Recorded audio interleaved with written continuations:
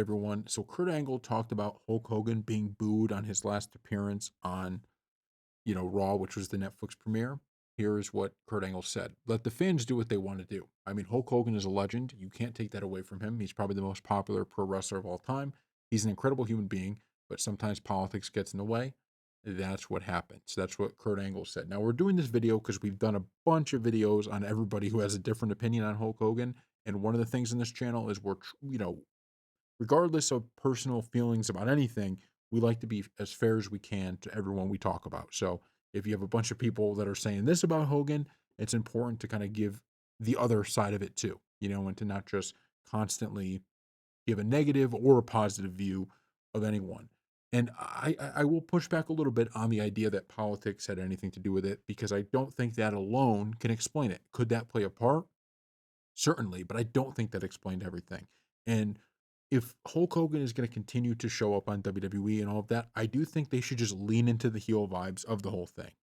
We did a video on when he went on Pat McAfee and he was talking about maybe it's because last time I was there I was playing a heel. It's like nobody remembers you being a heel way back in the day. That's not why you're getting booed. That isn't it.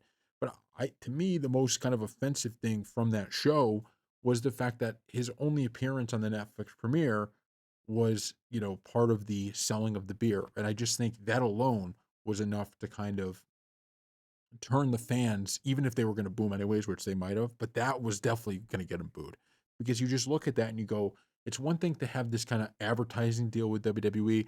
It's another thing when you return on one of the biggest nights in wrestling, in quite some time, the Netflix premiere. This is launching a new era.